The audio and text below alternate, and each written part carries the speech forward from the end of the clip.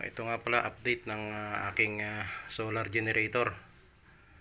Ayan siya, maliit lang. Bali 12 volt setup lang ito mga bossing. Bali ito yung papasok ng galing solar panel. Ayan siya. Tapos ito naman yung line in para sa AC in. Pag nalolobat siya, charge ko sa Meralco. Ito naman yung AC out, galing na ng ng generator. Tapos pumunta siya rito sa ating ATS. Bali naka priority rito yung yung solar generator. Tapos ito naman yung kanyang AC input, AC output, saka yung solar panel breaker, at mayroon na rin itong SPD na DC. Tapos aakyat naman dito, ito yung ating linya ng solar panel galing sa taas.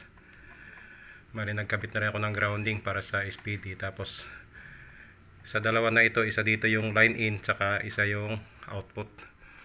Bali tumuloy siya dyan sa breaker sa taas. Ayan, ito yung supply galing sa ating PV panel, galing sa bubong.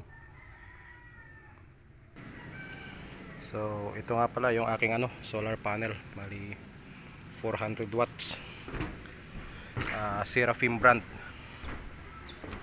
Ayan siya, medyo may kalaparan.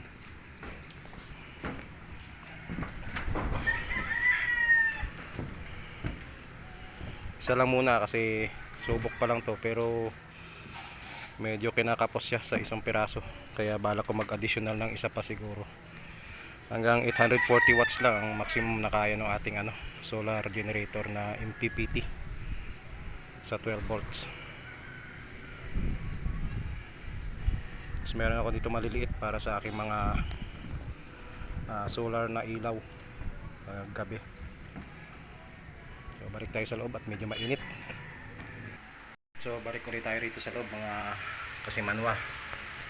So sa ngayon ay nagcha-charge siya ng bali 10.7 amperes. Bali 389 watts yung kanyang hina-harvest. Dito naman sa aking metro, medyo patagilid. Ayan. Yan yung binibigay ng ating panel. 200.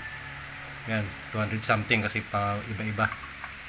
Pero dito, pagdating dito naka-fix na siya ng 383 watts. Bali 18 kilowatts na aking na-harvest mula nung kinabit ko yan.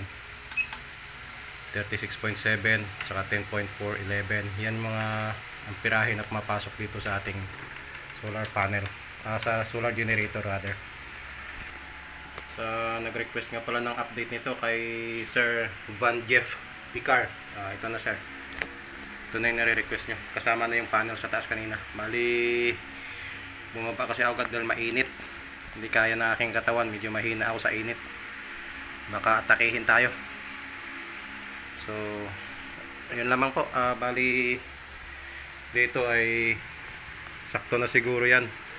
Although mayroon pang bakanting isa sa dulo, pero hindi ko na yan. Tapos yan, papalitan ko rin ng bagong medyo mas maliit kasi yung breaker box, kaya kulang ng wala pang SPD. Saka balak ko rin lagyan ng yan 6-in-1 meter para mamonitor ko rin yung konsumo kay Meralco.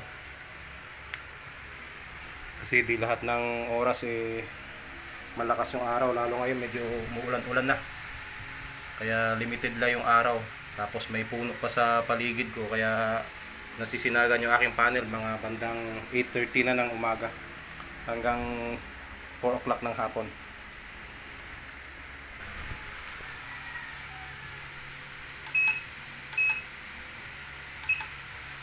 So ayan, 13.4 na yung voltahe, 66%. Pero pagka sa BMS na sa Dali, medyo iba yung reading nito. Hindi sila magkatugma. So sinusunod kong reading nito ay nasa BMS mismo via Bluetooth. Bali yung load ko nga pala rito mga kasimanwa ay isang inverter na ref.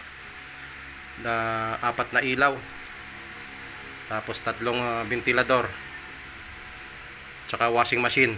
Bali hindi kakayanin yung aircon, kaya yung aircon naka separate, Meralco mismo nagdadala. So yun lamang po. Maraming salamat.